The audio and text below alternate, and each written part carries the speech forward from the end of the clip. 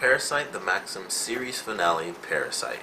Now, this is definitely a fun final episode. Of course, I'm sad to see the series go, but I think this was a surprisingly good episode because there wasn't any action in it or anything like that. But we have probably the first, I want to say like maybe 7 minutes of this episode was technically inside of Shinichi's head, and Migi makes the decision to kind of shut down in a sense. And I thought that was very interesting. It was kind of sad, that's kind of one of the things. It's like, in a way, Migi is kind of gone forever. Like, even Shinichi says it, like, you basically won't be you, you'll be gone. And Migi's kind of like, yeah, sort of. And so, it's like, in one sense, we did kind of lose Migi, so it was still kind of sad. But it was very interesting watching the beginning of this episode, and it's a dream sequence, and we see, even in this final episode, a new version of Migi as far as Shinichi sees Migi in his dreams.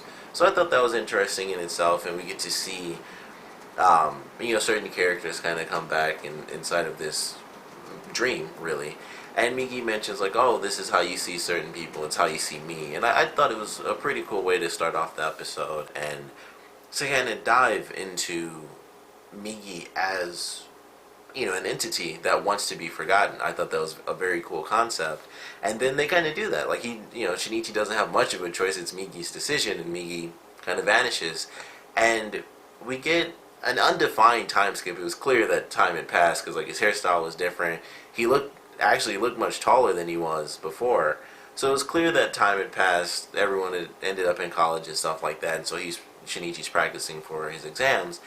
And so, he still has this relationship. He and Satomi are still together and everything. And we have them just kind of walking, and it's normal. It's like, what's going to happen? We find out that the parasites have basically kind of developed into hiding inside of society. They've decided to finally recognize the fact that they don't need to eat all the humans, because they knew they didn't need to, but they did it anyway. So after kind of the crazy event of the last couple episodes, it's like, alright, we should probably calm the F down, because all the humans will hunt us down and kill us. So the parasites kind of learn their lesson to blend in with society and just eat whoever they've taken over and whatever lives they've already ruined. That's done now. They have those lives now, they own them, and they have to find a way to blend in. Otherwise, they'll be destroyed. But ultimately, that moment, those episodes, that kind of shut everything down, and it kind of made all the parasites realize that humans can fight back. They might not be able to fight back on an individual scale, but they can fight back on a grand scale, and it'll work. They'll find a way to make it work. So I thought it was interesting. We don't get an answer. It's one of those things where it makes me think of Fully Cooley a little bit. There are just a ton of questions. It's like, are parasites going to just live forever? Can parasites even get old? That's something that I never even considered. So it's like, can they get old? Will they die off? Where did they come from? Because they kind of just drop in like comets from space in the first episode. So all that stuff is still kind of just left open. It's very ambiguous. It's not even ambiguous. It's just unknown, really. So we still have this world of humans and parasites kind of living together. But ultimately, what this episode comes down to is the human element of characters. And mostly Shinichi and the killer guy whose name I definitely don't remember. But of course he ends up coming back. I mentioned before, like, it's the last episode. He has to come back in some form. Honestly, I didn't expect him to come back in the way that he did, where he was, trying to mess with Shinichi and kill him. Or, seemingly, it was like, I wanted your attention because I needed to talk to you because you're not exactly human. And I want to know where I stand in terms of being human and not being human. And he talks about cannibalism and how that's the only reason that the human population reached billions is because we stopped. And once again, this might be different because I watched it in Japanese again for the final episode, so some of the dialogue may have been slightly different, but that's what I got. He talks about the cannibalism, and it was just very interesting. Like, he goes through, he kidnaps Hitomi, which already, like, as soon as that happened, I thought she was gonna die. I honestly thought he stabbed her. Like, when she first screamed, I figured he just stabbed her right there. But he kidnaps her, and he's kind of holding her hostage so that Shinichi will have to talk to him. He goes up to the rooftop with her, and of course, and it was kind of funny at first, because it's like, oh, that was obviously a teacher and a student talking to each other. So it's like, oh, let's get out of here. And then he realizes that the guy has a blade. And as soon as he walked up to him, like, he's dead. And of course, he turns around and he slits his throat. He, just stabs the other woman in the neck and he just kills her. So they're both dead on the roof. And it comes down to this trio of characters, and it's up to Shinichi without me. It's Shinichi by himself. He has both his arms. So it is up to him to decide how everything's going to play out. How is he going to save the woman that he loves without Migi to be there, with the crazy super speed and stuff. And it was an interesting moment. I really enjoyed the way it played out, and the speech that was given by Satomi, I loved her speech, actually. It was pretty good. And Shinichi kind of had to figure out, like, how does he exist within this moment. Like, he is someone he's more human now than he was before, of course, because Migi's kind of dormant, but he still has to figure out how to explain who he is, and, he says, like, I'll say whatever, pretty much, to save her, but it was just a really good moment, and he makes the decision, like, I have to basically charge at this guy, and I'm assuming, based on what happened with how fast he was moving and everything like that, he still has sort of the, I guess, enhancements of when he almost died and Migi saved his life. So he still can move faster than normal humans, because he mentions, like I said, for me, in the Japanese sub, he mentions, like, the guy's moving, it looks like he's moving in slow motion because he's moving so fast. But, he gets stabbed in the arm, and, he knocks the guy down, and the way they did it, it kind of blew my mind. I was like, I cannot believe they did that. But, of course, I don't know. They don't really explain why he saw what he saw, but I guess in a weird sense he kind of blacked out a little, because that's what he thought was happening, and Migi, ended up saving Satomi. So I thought it was great, because I was like, I can't believe she died. I thought, because I'd seen some pictures of this episode a long time ago, and the way it looked like Shinichi was dead. It was when they were laying on the ground, so I was like, it looks like he dies. So I always thought that might happen in the finale. And, when she drops, I was like, I cannot believe that just happened. Like, she dies. And it was just a crazy moment. And then we have Migi kind of come back a little bit. And Migi says, like, you can carry her because I'm kind of tired right now. So I thought that was great, the way that they played that, where it looked like she fell off. Because the way they did it was like they kind of showed her fall pretty far before it cut.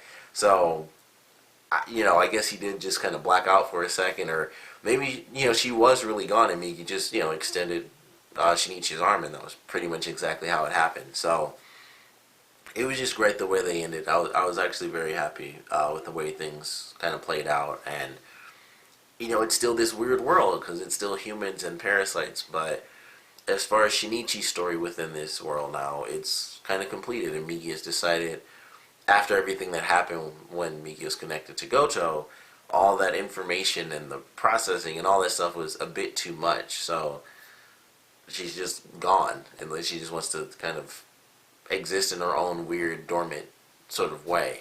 But I love the way that they ended it. It had enough, it had a little bit of action. Definitely had a ton of tension, because it was a very human moment, and Shinichi didn't have Migi, so I was like, I don't know if he'll be able to save her or not. And even with the extra speed, he technically could have killed her, but that clearly wasn't his plan, because he kind of throws her back instead of just stabbing her. So he could have killed her if he wanted to, and it's like, man, that was just a very crazy moment. And, of course, fortunately, Shinichi's able to knock him out, and everything kind of works out with a nice happy ending, because I thought for sure they were giving like a super dark ending. I was like, man, it still would have been a good ending, because it would have been obviously very emotional and surprising, but I'm glad I prefer the happy ending. He lost more than enough people in this, and just all the freaking out that he went through, I think, was more than enough for him to deserve a happy ending for this anime. So I certainly enjoyed it. It was definitely a fun anime. Had a great time with it. I know Toonami is doing Hunter x Hunter, or Hunter x Hunter. I always say Hunter x Hunter. So that should be interesting. I'm probably going to get into that. I know that's actually fairly popular, so I'm curious if they'll do the whole series, because I think it's ongoing, if I'm not mistaken. I could easily be wrong, but I know it has more than one season. So maybe they'll actually go through that whole anime, which I would hope that they did. But I certainly enjoyed this one. I think it was definitely a good finale. You got an interesting little time skip, and Shinichi's kind of living his own life now, trying to get into college, and he's in a relationship and stuff like that. We even got to see the other guy who has like the chin. I always forget his name because he's only been in like 3 or 4 episodes, so I never remember his name. But we got to actually see him. I was surprised we didn't see Shinichi's dad. Like, they don't really do anything like that because, with it being the finale, I figured we'd get a recap on everyone pretty much, and we kind of did. Really, the only person that was left out ultimately was his father and like the old guy cop, which, I don't know what they could really show for him, to be totally honest, but I feel like they could have had something for his dad that they kind of left out. I don't know if that's in the manga, and I'm sure it is because it's the manga, so there's always more. But I still enjoyed this episode. I think they definitely did a great job with the ending and just the way everything played out and how the world is going to be. Like, it just kind of is. And Shinichi kind of has these weird sort of existential, philosophical conversations with himself, like when he's on the park bench. But I certainly enjoyed it. I think it was a really good finale to a really entertaining series that had some crazy ups and downs for this character. Great action. Some moments, some little bits of comedy, especially in the beginning. It was definitely funny. With his friend, I kind of wish his friend was in the anime a little more because he was super funny. I think it was like when Migi was messing with Shinichi when he was trying to pee. That was a funny scene. And then when Reiko like first got to the school and she looked at Shinichi and was like, "Did you see that?" She looked right at me, and that I thought was really funny. So he was a really funny character, but it got like super serious after like those first, like the first 4. I think it started to just get like insanely serious, which I don't mind because it was certainly done well. So I definitely love this finale. Love the series in general, but of course I want to know what you guys thought about this episode. So please comment below. Let me know your favorite parts, your least favorite parts. And we had a fairly long series because normally most series are like, here's 12 episodes and we're done. So we got like an actual full, series thing, and it's probably because the manga was finished a long time ago. That's why they were just like, here's just a bunch of episodes, do the whole story. But I definitely want to know your favorite episodes out of this series. Some things that maybe you wish we did get to see, like maybe if you wanted an answer as to where things came from. And like I said, that's why it makes me think of Fooly Cooly, because there's like a billion questions with that show. But I don't mind it. I sometimes I like that weird sort of mystery. I've definitely watched other anime like that as well. And I don't mind that. It's, meant to be about this certain character and his crazy experience, and it was definitely well done. I think probably one of my favorites was probably when he got his revenge. I think that was a really good episode. It was because it was a crazy moment for him, and that was when he like first became like the new version of him, where he had the super speed and super strength, and he really went and was doing it on his own.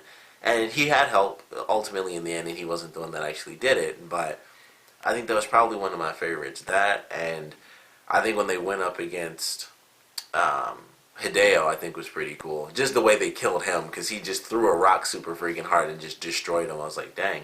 So that was just a cool kill when they did that. And some of the stuff, which still never came up, still never was a thing, where they mentioned like the girl had the paint thinner. That just never came back. So that was something I thought was kind of weird. Like, you'd think that would have been somewhere in there, especially with, her brother.